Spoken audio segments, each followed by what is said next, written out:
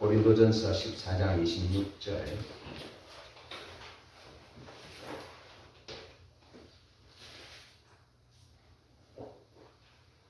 고린도전서 14장 26절. 함께 한번 읽어보겠습니다. 시작. 그런즉 형제들아 어찌할까 너희가 모일 때에 각각 찬송시도 있으며 가르치는 말씀도 있으며 계시도 있으며 방언도 있으며 통역함도 있나니 모든 것을 덕을 세우기 위하여 하라. 아멘. 이제 고린도 교회가 2000년 전 고린도 교회가 하나님 앞에 예배할 때 찬양과 경배로 예배했죠. 찬송시도 있고 그랬습니다. 그리고 가르치는 말씀, 설교를 말합니다. 설교도 있었고, 그리고 방언도, 통역도, 계시도 있었다. 성령의 사역이 있었다는 거죠.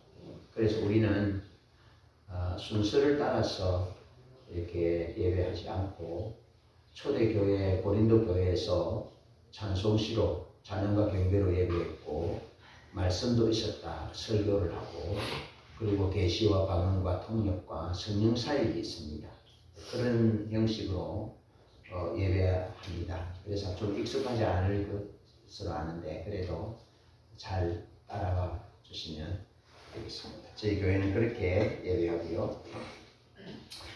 우리 교회의 2023년 올해 표어는 선교적 소명을 감당하는 교회입니다. 성경의 처음부터 끝까지 하나님은 이 땅이 피조 세계가 하나님의 창조 세계가 회복되기를 원하셔요.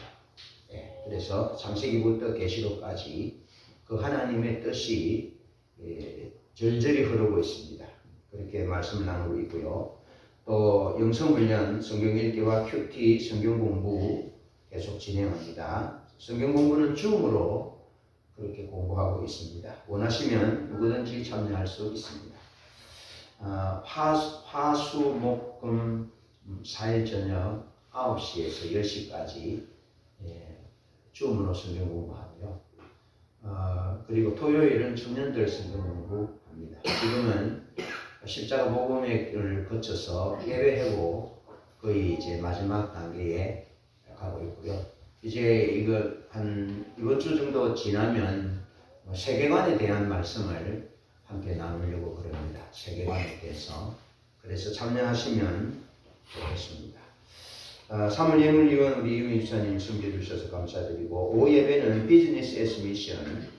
우리의 일이 밥을 하는 일도, 또 청소를 하는 일도, 또 간호사 일도, 공무원 일도 선교로서의 일입니다. 선교. 먹고 살기 위한 일이 아니고 선교로서의 일입니다. 농사 짓는 것도 선교로서의 일이고, 그런 관점의 말씀을 오후 예배 때 나눕니다. 기대하셔도 좋습니다. 또 우리 이세미 집사님이 4월 8일 국가공무원 시험이 있습니다. 기도해 주시고, 저는 내일 부산 장신대 총동문회가 대학교회에서 있습니다. 다녀올 생각인데요. 기도해 주시면 좋겠고, 우리 우크라이나를 위해서 기도해 주십시오. 또 튀르키예와 시리아를 위해서 기도해 주시고, 시리아는 지금 내전으로 인해서 구호품이 제대로 반군들에게 전달될까 하고 걱정이 됩니다. 그리고 시리아는 성경에 나오는 최초의 선교의 전초기지였던 수리아 안디옥 교회가 있었던 곳입니다. 그리고 튀르키예는 소아시아 7교회, 요한계시록에 나오는 소아시아 7교회가 나오는 사도 바울이 1차 전도 여행과 2차 전도 여행 때 갈라디아 지역, 또 에베소 지역, 비두니아 지역, 그 지역이 튀르키예 지역입니다. 하나님의 교회가 있는 땅이었는데 지금은 다 무슬림화 되었습니다. 기도해 주시기를 바라고, 우리는 1차 헌금을 해서 그곳으로 송금을 했습니다. 함께 해주셔서 감사드립니다. 하나님의 말씀 보겠습니다. 하나님의 말씀은 누가복음 24장 44절부터 49절까지의 말씀입니다.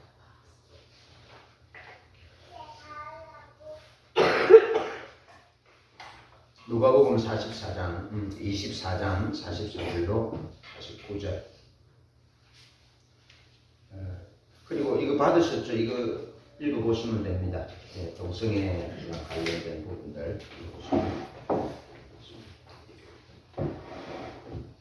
찾으신 줄 알고 제가 공독합니다. 또 이르시되 내가 너희와 함께 있을 때에 너희에게 말한 바 곧 모세의 율법과 선지자의 글과 시편의 나를 가리켜 기록된 모든 것이 이루어져야 하리라 한 말이 이것이라 하시고 이에 그들의 마음을 열어 성경을 깨닫게 하시고 또 이르시되 이같이 그리스도가 고난을 받고 제3일에 죽은 자 가운데서 살아날 것과 또 그의 이름으로 죄 사함을 받게 하는 회개가 예루살렘에서 시작하여 모든 족속에게 전파될 것이 기록되었으니 너희는 이 모든 일의 증인이라. 볼지어다 내가 내 아버지께서 약속하신 것을 너희에게 보내리니 너희는 위로부터 능력으로 입혀질 때까지 이 성에 머물라 하시니라. 네. 여러분, 이 세상에는 놀라운 사건들이 많이 있었습니다. 1차, 2차 세계대전이 있었고요. 또 흑사병, 또 코로나19, 또 여러 가지 튀르키예의 지진이 일어나서 수백 킬로미터를 찢었어요. 사람이 도저히 할 수 없는 그런 일들이 일어났습니다. 그런 많은 사건들이 이 땅에 일어났고 또 일어나고 있고 앞으로 또 일어날 것입니다. 그런데 이 세상에 있었던 사건 중에 가장 큰 사건은 여러분 한 튀르키예라는 한 나라를 200km를 찢은 그런 사건도 놀라운 사건이죠. 네, 놀라운 사건. 코로나19 사건으로 인해 전 세계가 신음하는 이런 사건도 엄청난 사건이고 1차, 2차 세계대전 엄청난 사건이죠. 그런데 그보다 가장 큰 사건은 역사를 그 BC와 AD로 나눈 역사를 나눈 예수 그리스도가 이 땅에 오신 사건, 이것이 가장 큰 사건입니다. 역사를 어떻게 나누겠습니까, 사람? 그런데 주님이 오신 것 기점으로 주전과 주후라는 역사를 나눕니다. 이것은 지진이 일어나서 200km를 찢는 핵폭을 만드는 그런 것과 비교할 수 없는 일이죠. 다시 말해서 이 땅의 가장 큰 사건은 하나님이 찾아오는 사건이라는 거죠. 개인에게도 가장 큰 사건은 하나님이 찾아오시는 사건. 저는 14살 때, 13살 때 크리스마스 때 교회 갔고 14살 여름에 여름 성경학교를 할 때 주님이 저에게 찾아오셨어요. 주님 저에게 찾아오셔서 저를 만나주셨어요. 주님이 찾아오셔서 주님이 저를 만나주시니까 어떤 현상이 일어나느냐 하면 우리 형제는 8명인데요. 5명이 죽었어요. 5명. 왜 이런 일이 일어났는지 몰랐어요. 우리 아버지 다리 하나 절단해서 내가 짐을 지는 일은 제가 어릴 때부터 제가 했었어요. 왜 이런 일이 일어났지? 그런데 14살 여름에 주님이 저를 찾아오신 그 이후부터 무슨 내 마음에 하나님이 지식이 들어왔냐면 너희 집에 형제들이 목숨을 잃고 아버지도 다리를 절단하고 고모도 목숨을 잃고 숙모도 돌아가시고 이런 일은 너 집에 우상숭배로 인해서 그렇다라고 하나님이 하나님의 지식을 내게 쑥 넣어주신 거예요. 그래서 제가 우리 아버지 앞에 가서 그때 이제 제사를 지냈거든. 지방을 썼거든요. 지방을 써서 이제 가난하니까 요즘은 지방 넣는 이 케이스가 있더만요. 옛날에는 대박 있잖아요. 쌀 되는 이 대. 아시죠? 예, 옛날에는 쌀을 나무 대박으로 이렇게 한 대를 떼주면 그것이 요즘 말하면 2리터예요. 나무를 가지고. 예, 그래서 그 올바르지 못한 사람은 그 대박 안에 손을 깊이 넣어가지고 이렇게 해가지고 그리고 손이 들어가는 만큼 남는 거죠. 그런 일들도 있었어요. 그래 그 대박을 뒤로 엎어놓고 그 위에 지방을 붙였어요. 밥풀로. 그렇게 제사를 지냈는데 우리 아버지 앞에 가서 제가 독자거든요. 아버지, 이제는 제가 제사를 안 지내겠습니다. 왜 그러냐?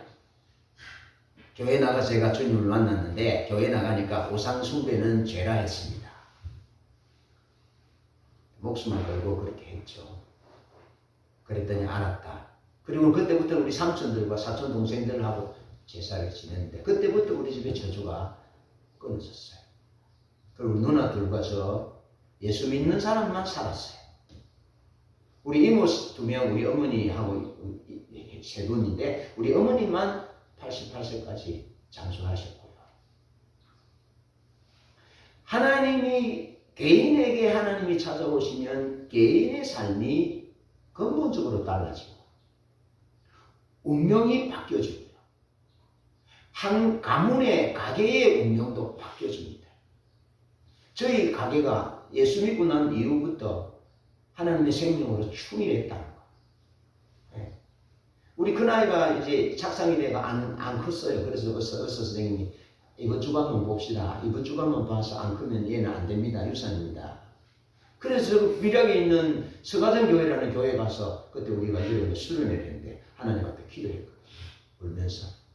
그 우리 동기들이 막 흉내를 내고 막 놀리기도 하고 그랬어요. 그런데 우리 큰딸이 지금 33살 전도사입니다. 우리 장모님, 뒤에 계시는 장모님 자궁경부암 말기였습니다. 17년 전에. 그런데 기도해서 하나님 고쳐주셨습니다. 병원에서 항암 치료를 하자 할 때 제가 단호하게 안 합니다. 왜냐하면 연세 드신 분들은 제가 목회를 35년 이렇게 했으니까 항암 치료하다가 음식을 못 드셔서 돌아가시는 분들이 95% 좀 돼요. 정확한 통계는 제가 안 냈을지 모르겠어요. 제가 알고 있는 식사를 못해서 돌아가시는 경우들이 많아서 단호하게 안 합니다. 하고 어머니를 모시고 와서 기도원에 2달 좀 기도했습니다. 그리고 저희 뒤에 살아계십니다. 개인이든 가정이든 민족이든 뭐 나라든지 가장 큰 사건은 하나님이 찾아오신 사건. 하나님은 우리나라 원산에 1907년 횡령에 찾아오셨어요. 그래서 회개운동이 일어났고 길선주 목사님을 필두로 우리 민족이 살았어요. 민족이. 중국에 사역하면요. 중국이 대한민국의 인구보다 더 많은 그리스도인이 있습니다. 중국. 그런데 중국에도 산둥편, 산둥반도 있잖아. 우리 인천에서 가까운 두키 나오는 산둥편에 부흥이 왔어요. 하나님 대규모 성령을 부으셔서 부흥의 역사가 일어났고 우리나라 원산과 평양에도 부흥이 와서 대규모 역사가 일어났어요.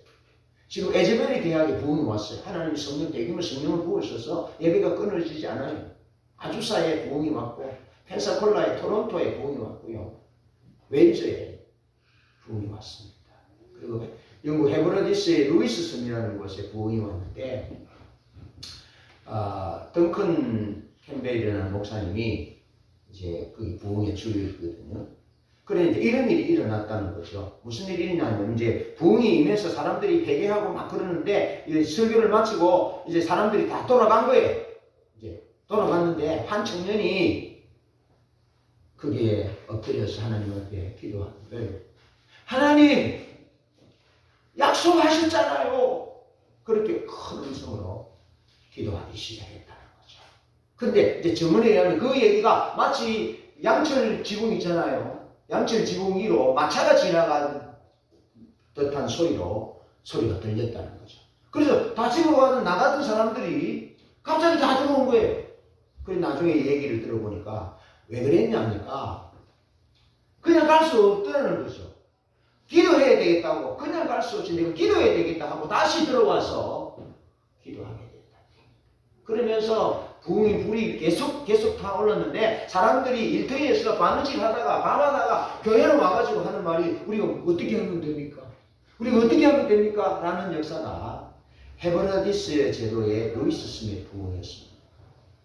하나님이 오시면 그런 일이 일어나는 거죠. 오늘은 하나님이 오셔야만이 진정한 부흥이 가능하다는 거죠. 교인이 한 100명 늘어나는 것이 부흥이 아니고, 아시겠죠? 근본적으로 한 도시에 성령이 임하고 한 나라에 성령이 임해서 그 한 도시와 한 그 나라가 근본적으로 회개의 역사가 근본적으로 전환되고 변화되는 것이 그것이 부흥이죠. 그런 부흥이 1907년 평양에 일어나서 우리 민족을 살렸어요. 예. 그런 부흥이 웨일즈에 일어나서 피 없는 혁명이 그 웨일즈의 부흥과 또 그 요한 웨슬레의 부흥으로 인해서 영국은 프랑스에 비해서 피 없는 혁명이 일어났어요. 프랑스는 엄청 많은 사람들이 죽었습니다. 영국에 비해서. 이게 하나님이 오시는 결과예요. 하나님이 오시는 능력이에요. 그래서 오늘은 우리가 하나님의 선교적 소명을 감당할 때 어떻게 하나님의 선교적 소명을 감당해야 되는지에 대해서 말씀을 나눕니다. 첫 번째로 주님이 우리에게 오셔서 제자들에게 오셔서 성경을 깨닫게 하셨어요. 그 말씀은 무슨 말씀이냐면 우리가 어떻게 하나님의 부흥을 하나님의 선교적 소명을 감당할 수 있느냐면 하나님의 약속을 붙들어야 한다. 알겠죠? 우리가 어떻게 하자, 계획을 해서 프로그램을 짜고 이렇게 돼서 되는 것이 아니고 우리가 선교적 소명을 감당하기 위해서는 하나님의 약속으로부터 시작해야 된다는 겁니다. 덩클 캠벨 목사님이 헤브라디스 루이스 스미의 부흥이 일어났을 때 한 청년이 그랬다 하잖아요. 하나님 약속하셨잖아요. 약속하셨잖아요. 그래서 부흥이 불길이 탔다는 거죠. 그 약속하신 것을 붙드는 것이 부흥의 시작이고 약속하시는 것을 붙드는 것이 선교적 소명을 감당하는 출발점이라는 겁니다. 자, 예수님은 엠마오로 가는 두 제자에게 다른 모양으로 딱 이게 접근하셨고 엠마오로 가는 두 제자가 예수님을 보고 예수님이네 하고 몰랐어요. 그래서 예수님이 부활하신 몸은 우리 육체처럼 이렇게 좀 다른 모양인 것 같아요. 알 수도 있고, 알 때도 있고, 모를 때도 있고, 그랬잖아요. 그래서 이제 엠마오로 가는 제자들이 예수님이 선지자고, 자기 이스라엘을 구원할 자로 알았는데, 십자가에 돌아가시고, 사흘 만에 제자들에 의해서 죽은 자가 살아났다는 흐무맹맹한 소리가 들리잖아요, 소문이. 그래서 낙심이 돼서 고향으로 엠마오로 가고 있는 중이죠. 그때 주님께서 찾아오셨잖아요, 이때 동행하면서. 그러면서 주님이 더 가려고 하니까 그 두 제자가 우리와 함께 난도 저물하니 저기 유숙합시다. 그러면서 들어갔죠. 그러면서 예수님이 같이 가면서 성경 말씀을 풀어줍니다. 예. 모세의 오경과 모세의 글과 율법에 대해서 선지자의 글에 대해서 시편에 대해서 모세의 글과 선지자의 글과 시편의 글이란 이 세 부류의 글은 구약 성경 전부입니다. 아시겠죠? 구약 성경 전체에서 예수님에 대해서 예언된 내용들을 길을 가면서 풀어준 거예요. 아시겠죠? 그때까지도 몰랐죠? 그리고 들어가서 예수님께서 식사 기도할 때, 기도할 때에 그들의 눈이 밝아서 예수님인 줄 알아보았지만 예수님은 그들과 함께 계시지 않았다. 그런 장면이고 또 장면이 바뀌면서 어떻게 얘기했냐면 예수님이 부활하셨다는 소식이 들려서 흐무맹랑한 소리인 줄 알았는데 진짜 예수님이 부활하셨구나. 그러면서 그들이 말하기를 예수께서 성경을 풀어주실 때 우리의 마음이 뜨겁지 않더냐. 그렇게 한 거예요. 그래서 뜨거운 마음으로 예루살렘으로 돌아와서 부활하신 주님이 자기들을 만나 주셨다는 것을 이야기하죠. 여기서 놓치지 말아야 될 것은 주님이 부활하셔서 십자가를 지시고 부활하신 다음에 제자들에게 나타나셔서 엠마오로 가는 제자에게 봐라, 여기 내가 십자가에 못 박힌 자국이야. 여기 옆구리 봐. 여기 창자국이야. 여기 봐. 여기 갈대를 가지고 이 갈대는요 지금 대나무처럼 큰 것이 갈대예요. 그 갈대로 예수님 십자가 이 가시관을 내리쳤잖아요. 그 말은 그냥 이 가벼운 갈대를 가지신 거야. 이런 대나무 같은 이스라엘에 갈 때는 대나무처럼 커요. 그걸로 때렸다는 거예요. 그러니까 예수님 가시가 쭉 박혔겠죠. 그런 흉터들이 있었겠죠. 이걸 보여주면서 그냥 쳐다봐. 나야 나. 내가 부활했어. 그렇게 하지 아니하셨다. 예수님은 자신이 부활을 하셨다는 사실을 성경을 통해서 모세의 글과 선지자의 글과 시편, 구약 성경 전체를 들어서 예수님이 오실 것에 대한 예언의 말씀과 십자가를 지실 것에 대한 말씀과 다시 부활하실 것에 대한 말씀과 모든 뼈들이 부러지지 않고 그대로 될 것이라는 그 예언도 있잖아요. 그런 부분에 대해서 예수님에 대한 예언의 말씀을 다 풀이해 줍니다. 그리고 오늘 본문 말씀에 보면 다시 12제자에게 예수께서 모세와 선지자의 글로 시작해서 성경에 기록된 자신의 모든 기록에 대해서 풀어주심으로 제자들에게 예수님의 부활을 증거하셨다. 그래서 여전히 엠마오로 가는 제자들에게 뿐 아니라 12제자에게도 예수님이 말씀을 통해서 부활, 십자가와 부활을 풀어주니까 그들이 마음을 뜨겁게 하셨고 또 눈을 밝히셔서 부활하신 예수님을 알려주시고 십자가와 부활의 증인이 되게 하셨다. 여러분, 우리의 마음을 뜨겁게 하는 것은 따뜻한 차가 우리의 마음을 뜨겁게 하지는 않습니다. 따뜻한 차를 보이차 같은 것을 계속 마시면 몸이 뜨뜻해집니다. 몸이. 그런데 하나님의 말씀을 우리가 먹으면 우리의 마음이 뜨뜻해지게 되는 겁니다. 마음에 담대함이 생기고 기쁨이 생기고 뜨거움이 생기고 그래서 십자가와 부활의 증인이 비로소 되는 거죠. 십자가와 부활의 증인이 무엇으로 되겠습니까? 우리 속에 있는 살아계신 하나님의 말씀을 통해서 십자가와 부활의 증인이 되는 거죠. 주님께서 그렇게 하셨다. 제자들에게 주님께서 그렇게 또 말씀하셨다. 모세의 율법과 선지자의 글과 시편에 예수님을 가리켜 기록한 말씀이 십자가와 부활로 이루어졌음을 저희의 마음을 열어서 성경을 깨닫게 하셨다. 그렇습니다. 예수님은 십자가와 부활이 성경의 약속대로 십자가를 지셨고 성경의 약속대로 죽으셨고 묻히셨고 성경의 약속대로 부활하셔서 우리의 구원을 완성하셨습니다. 그 사실이 우리의 마음에 가슴을 뜨겁게 하고 그 사실이 우리가 부흥을 가져오는 선교적 소명을 감당하는 단초가 되어야 한다. 그게 출발점이 되어야 한다.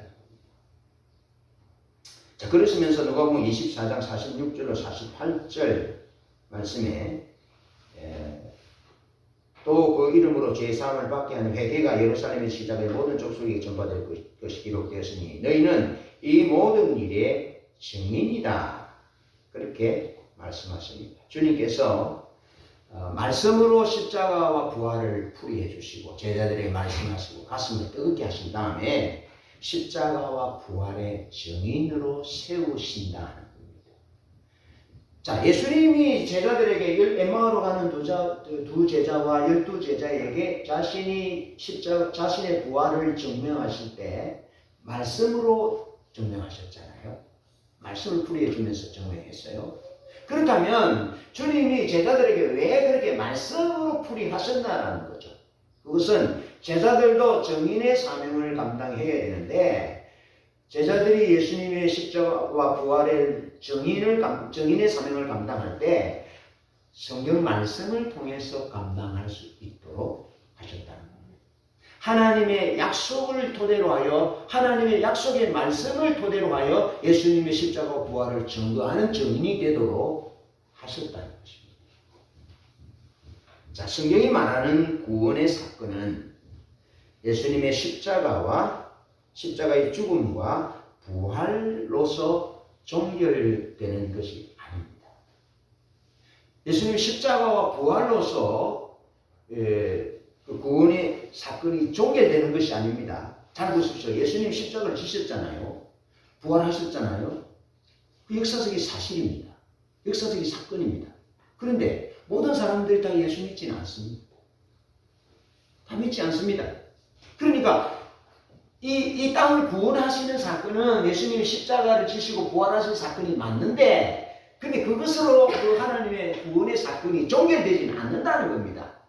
무엇으로 종결되느냐 하면 12제자들과 120문도의 제자들과 오늘 예수 믿는 우리들이 성경 말씀을 토대로 하여 예수님이 이 땅에 오셨고, 성경 말씀을 토대로 하여 예수님이 십자가에 죽으셨고, 그래서 피 흘려 우리의 죄를 용서하셨고 부활하심으로 우리의 구속을 완성하셨습니다라고 우리가 우리 입술로 성경에 기록된 말씀을 선포할 때, 그때 구원이 종결된다. 여러분, 선교적 소명을 감당해도 되고 되지 않아도 되는 것이 아닙니다.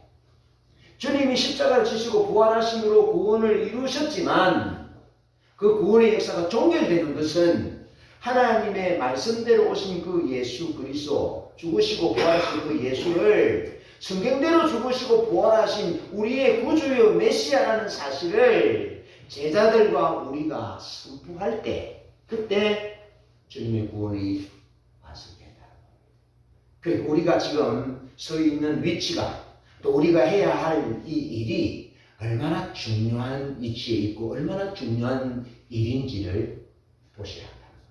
그 일의 시작이 하나님의 말씀을 토대하여 하나님의 말씀대로 오신 예수 그리스도를 선포하는 일. 그런 은혜가 있기를 바라고, 그렇게 정인의 사명을 감당하는 우리들이 되기를 축복합니다. 두 번째로, 주님은 선교적 소명을 예루살렘에서부터 시작하라라고 말씀하셨습니다. 예루살렘에서부터 시작해라. 자, 누가복음 24장 47절 말씀이지요. 47절. 또 그의 이름으로 죄 사함을 받게 하는 회개가 예루살렘에서 시작하여 모든 족속에게 전파될 것이 기록되었으니 그랬습니다. 자, 예루살렘에서부터 시작해서 모든 족속에게로 전파될 것에 대해서 말씀합니다. 잘 보십시오. 이것은 성경 처음부터 하나님이 아담에게 생육하고 번성하여 땅에 충만하라, 땅을 정복하라, 다스리라 하셨어요. 그런데 아담과 하와가 타락했죠. 그러면서 이제 노아 시대까지 와서 노아 홍수가 일어나잖아요. 그 노아에게 뭘 어떻게 말씀하시냐면, 모든 민족에게 복음을 전하도록 생육하고 번성하고 땅을 정복하고 충만하라 하고 아담과 하와에게 첫 인류에게 주셨다 말씀을 주셨어요. 그리고 또 바벨탑 사건으로 인류가 또 타락하잖아요. 그래서 불러낸 사람이 아브라함이잖아요. 아브라함에게 또 하나님 뭐라고 말씀하시냐면 천하 만민이 너로 인하여 복을 받을 것이라 말씀하셨어요. 그리고 이스라엘 백성들을 애굽에서 건져내시고 출애굽 19장 4절 5절 보면 세계가 다 내게 속했다.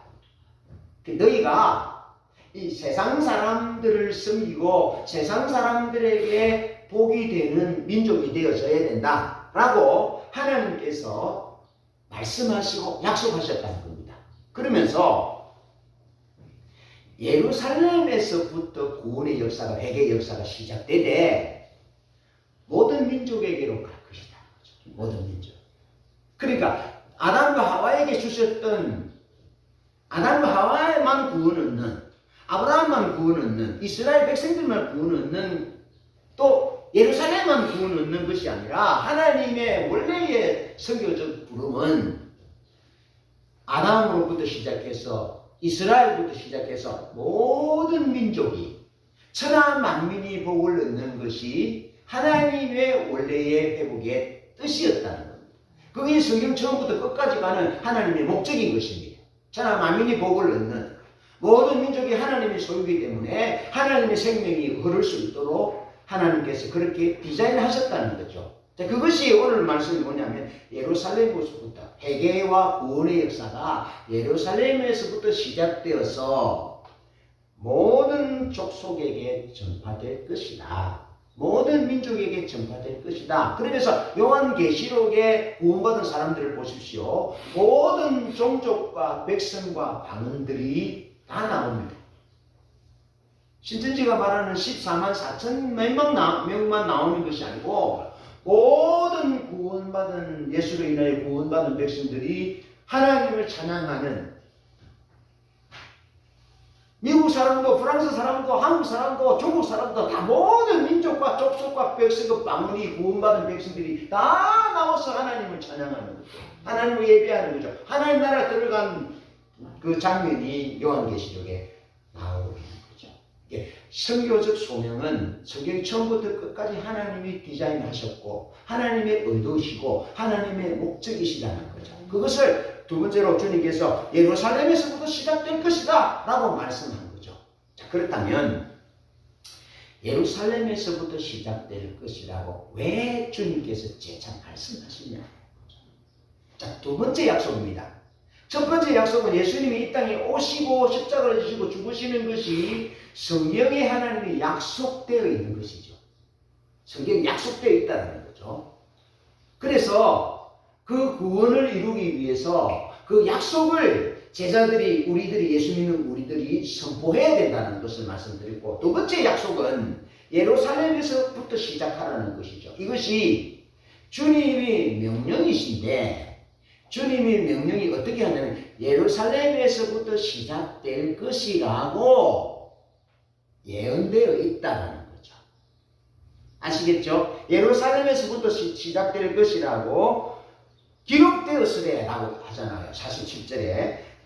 또 그의 이름으로 죄사함을 받게 하는 회개가 예루살렘에서 시작하여 모든 족속에게 전파될 것이 기록되었으니 예언되었으니 이런 말입니다. 그러니까 예수님이 임의적으로 예루살렘에서부터 시작해라, 또 제자들이 예루살렘에 모여 있으니까 거기서부터 시작해라 한 것이 아니고, 구원의 역사는, 회개의 역사는 처음부터 하나님이 계획하시기를 예루살렘에서부터 시작될 것임을 예언하고 있다는 겁니다.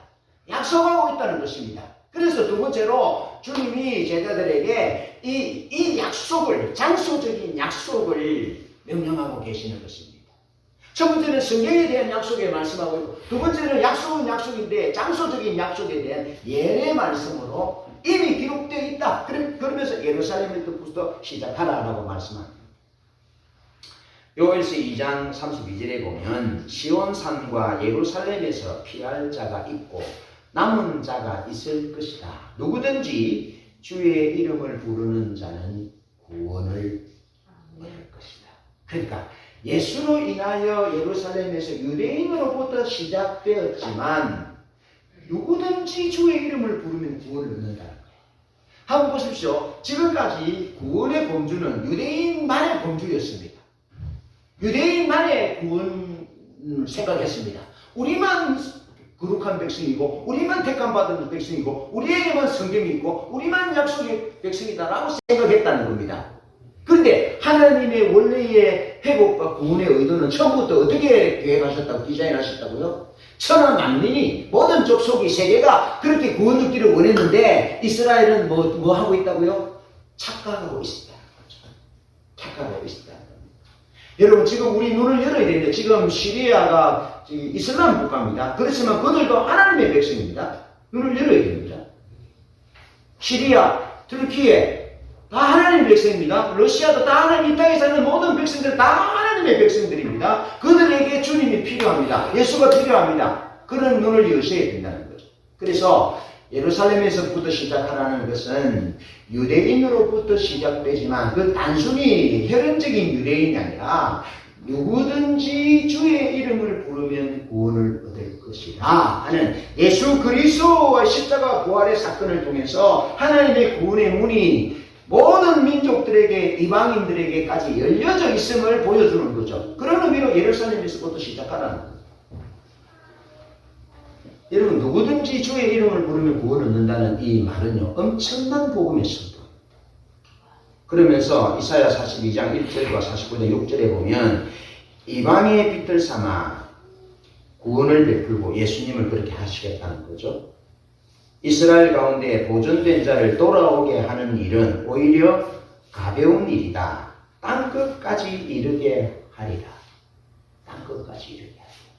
하나님의 의도와 하나님의 생명이 예루살렘에서부터 땅끝에까지 이른다는 거죠. 다시 말해서 예수님으로부터 시작된 이 구원의 역사가 주의 이름을 부르는 어느 민족, 어느 백성, 어느 가정, 어느 개인에게 이르든지 땅 끝까지 이르게 될 것이다 라고 예언되어 있다. 약속되어 있다. 그러면서 이사야 51장 4절에 내 공의를 만민의 빛으로 세우리라. 그렇게 예언되었다. 그러니까 예루살렘에서부터 시작된다라는 것이 하나님의 예언이 되어 있다는 것이고, 예수님이 예루살렘에서 돌아가셨잖아요.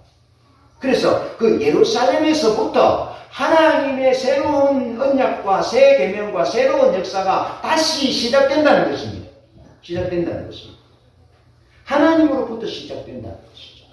예루살렘에서부터 시작된다는 말은 십자가로부터 시작된다는 것이죠. 예수로부터 시작된다는 것이죠. 예수로부터 십자가로부터 시작되어서 세상 세계 열방이 모든 백성들이 이 구원의 빛 안으로 들어오게 된다라는 의미로 말씀하고 있는 거죠.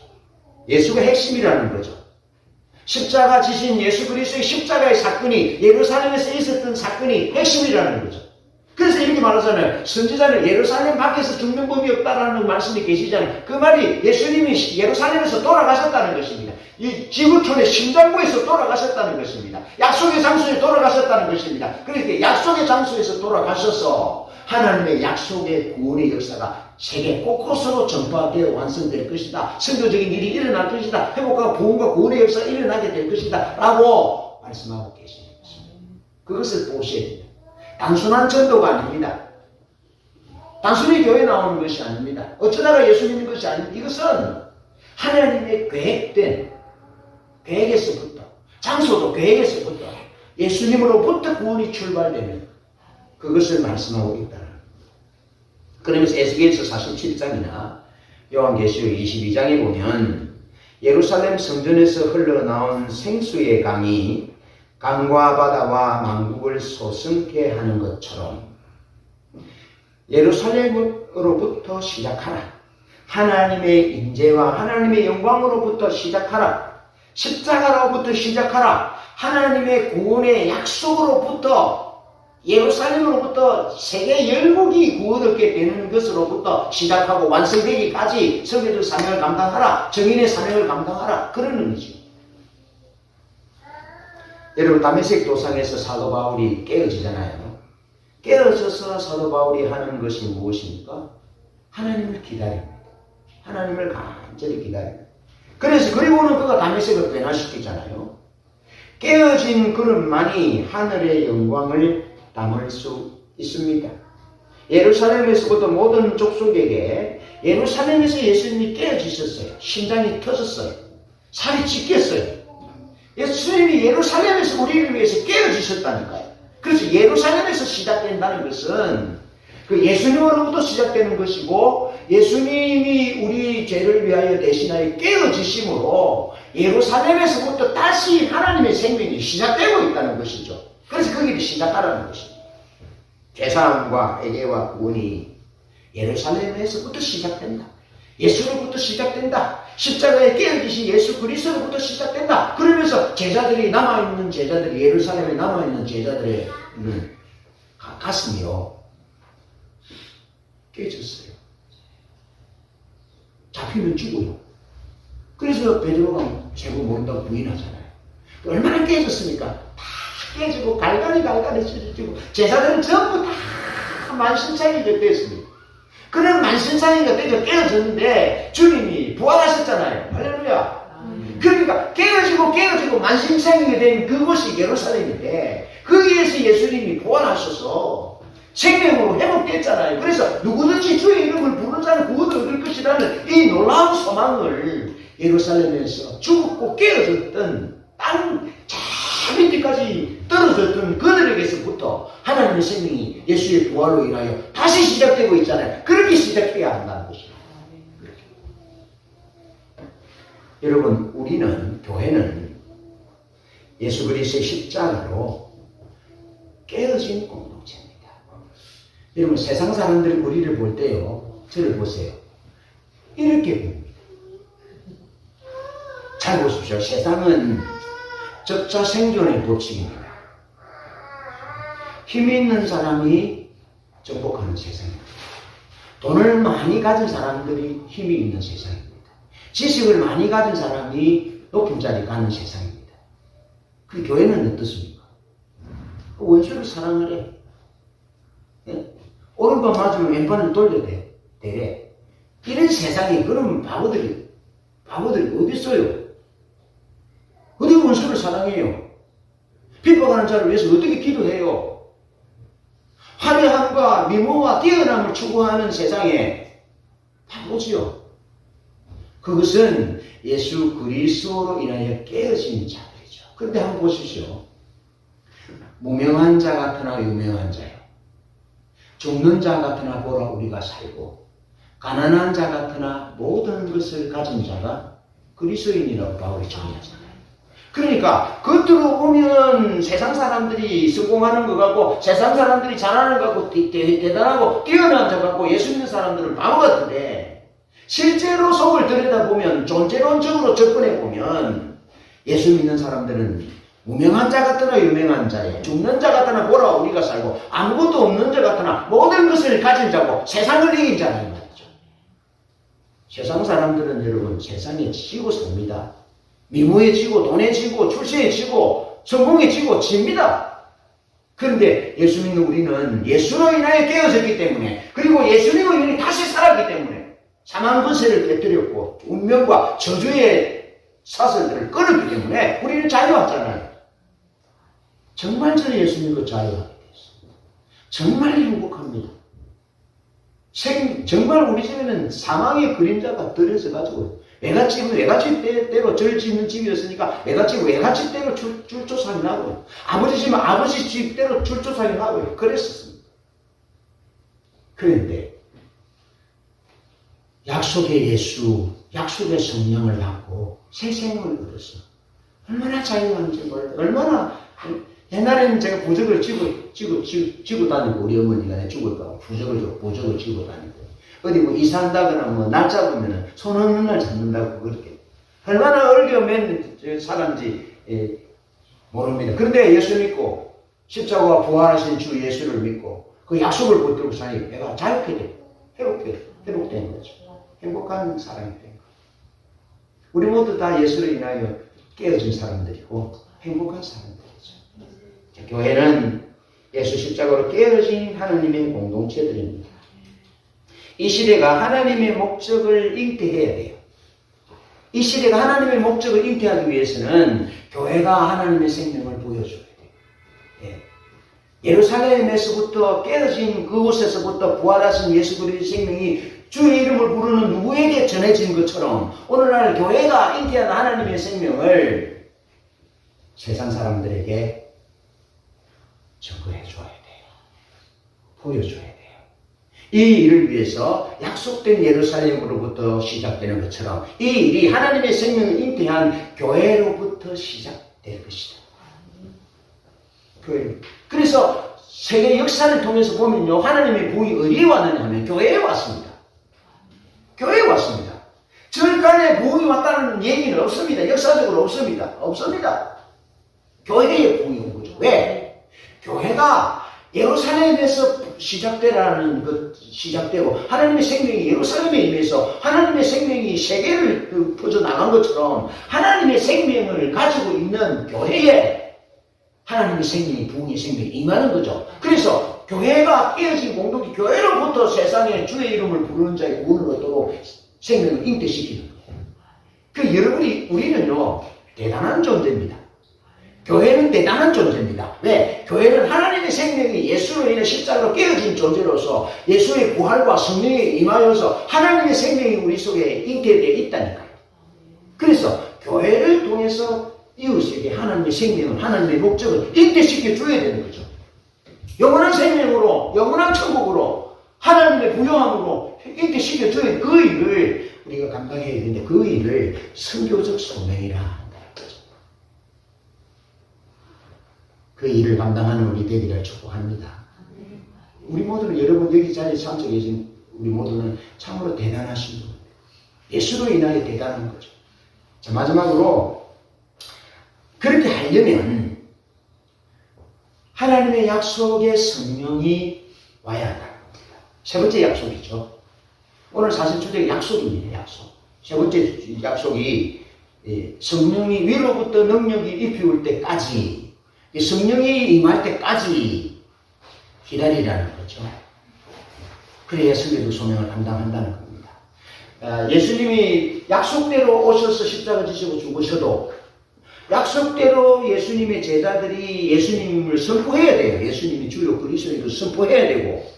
근데 이제 마지막으로 그렇게 하기 위해서 할 수 있는 동력이 어디서부터 오느냐면 위로부터 능력이 입혀져야 한다는 겁니다. 위로부터 약속하신 성령이 와야 된다는 것입니다. 세 번째 약속이죠. 이 세 번째 약속을 기다려야 한다. 그것을 말씀하고 있는 거죠. 사도행전 2장 1절 2절 오순절 날 아침 9시 120명의 제자들에게 갑자기 하늘로부터 급하고 강한 바람 같은 소리가 들리고 불의 혀 같은 것이 온 집에 가득했고 각 사람에게 임하여 각 사람이 성령 충만을 받습니다. 방언을 하고 놀라운 일이 일어났습니다. 할렐루야. 성령이 충만하여 베드로가 설교합니다. 그러니까 사람들이 우리가 어찌할꼬 그러면서 하루에 3,000명씩 5,000명씩 돌아옵니다. 여러분, 예루살렘이라는 도시가 술렁이기 시작합니다. 예루살렘이라는 도시 전체가 영향을 입습니다. 그것이 한 도시가 회복되고 한 도시가 술렁이고 한 도시가 하나님의 생명으로 잉태되는 그 역사가 부흥의 역사인데 그 부흥의 역사는 하나님이 약속하신 성령으로부터 시작되고 있습니다. 성령으로. 그리고 아주사의 부흥 같은 경우에는요, 사무엘 무 목사님과 몇몇 성도들이 기도하다가 부흥이 임했는데요. 예를 들어서 이제 그 사무엘 무 목사님이 아주사에서 부흥이 일어났던 그 교회까지 가려면 여기에서 한참 1km나 2km나 되는데요. 어떤 일이 일어난 줄 아세요? 사람들이 여기서요 오면서 서 있을 수 없어가지고 비틀거려요. 헤브로데스 루이스 선의 부흥도 보면 사람들이 길거리에서 회개 기도를 하고 사람들이 길거리 가다가 울고 기도하고 그런 역사가 일어나는 거죠. 무엇으로부터? 성령의 역사. 그럼 질병이 고쳐지고 죽은 자가 살아나고 놀라운 역사들이 일어나는 거죠. 그래서 몇십만 명이 구원받는 한 도시가 하나님 앞으로 돌아오는 그런 역사가 일어났던 거죠. 그것이 성령이 하시는 역사입니다. 그 일이 부흥의 역사인데 그런 선교적인 일을 감당하려면 성령이 임해야 된다는 것입니다. 위로부터 하나님의 능력이 임해야 된다는 것입니다. 그래야 가능하다는 것입니다. 그런데 오순절에 그런 일이 일어났다는 거죠. 그래서 베드로 사도의 설교를 듣고 우리가 어떻게 할꼬 회개하면서 3,000명씩 5,000명씩 수많은 무리들이 날마다 구원받는 무리들이 더해졌다. 그렇게 약속하고 있는 것입니다. 자, 이때 성령이 임하여 성령이 대규모로 임하니까 베드로 사도와 사도들이 설교하는데 설교 내용이 뭐냐면 예수가 주요 그리스도다. 너희들이 십자가에 못 박아 죽인 예수가 그리스도고 주님이다. 예수가 왕이다. 예수가 메시아다. 그러면서 회개할 것에 대해서 믿음과 회개할 것에 대해서 촉구합니다. 그랬더니 3,000명, 5,000명 제자의 수가 늘어났고 주께서 구원 얻는 사람을 날마다 더하게 하셨다. 누가복음 오늘 본문 말씀 사도행전 1장 4절은 위로부터 능력을 입히울 때까지 이 성에 유하라, 이 성에 거하라 하나님 말씀처럼 사도행전 1장 12절로 14절에 마음을 같이하여 기도에 전념했다. 그랬더니 오늘 본문 사도행전 말씀에 보면 2장 1절로 2절에 보면 호련히 그랬습니다. 호련히 개역 한글은 호련히 그렇게 되어 있고 개역 개정은 우리말이라든지 표준 성경은 갑자기 그렇게 번역하고 있어요. 그러니까 갑자기 하나님이 오셨다는 겁니다. 갑자기 성령님이 임했다는 것입니다. 할렐루야. 그런데 여러분 갑자기 성령님이 임하지 않아요. 갑자기 성령님이 임하고 절에 임하고 산에 임하고 그렇게 하지 않아요. 하나님의 백성들이 있는 곳에 하나님의 교회에 하나님의 백성들이 예배하는 곳에 하나님 하나님을 간절히 기다리는 곳에 그곳에 성령께서 오셨어요. 할렐루야.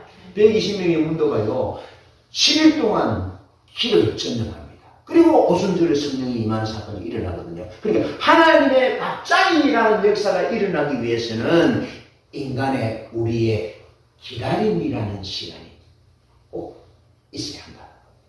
그럴 때 성령이 임한다는 거죠. 자, 그런 의미로 우리가 선교적 소명을 감당하기 위해서는 능력을 구하는 것이 아닙니다. 은사를 구하는 것이 아닙니다. 방법을 구하는 것이 아닙니다. 하나님을 기다리는 겁니다. 하나님 약속하셨잖아요. 덩큰 캠벨 목사님이 헤브라데스 루이스슨의 부부처럼 다 돌아갔는데 한 청년이 하나님 약속하셨잖아요. 그렇게 외쳤는데 그 소리가 마치 지붕을 마차가 지나가는 소리처럼 들려서 다 나갔던 사람들이 다시 다 돌아와가지고 기도하기 시작해요. 하나님을 기대하기 시작하고 하나님을 기다리기 시작했다. 그래서 놀라운 부흥의 역사가 일어났다는 거죠. 그래서 사람들이 교회로 달려와가지고 뭐 바느질하고 뭐 요리하고 뭐 일하다가 달려와서 우리가 어떻게 하면 되겠냐고 얘기했던 것처럼 부흥의 역사는 우리가 하나님을 기다려야 돼. 하나님의 얼굴을 구해야 돼. 그럴 때 하나님이 우리에게 오시면 선교적 소명을 감당할 수 있을 것입니다. 그렇게 약속을 토대로 하나님을 기다리는 우리 모두가 되어서 선교적 소명을 감당하시기를 축복합니다.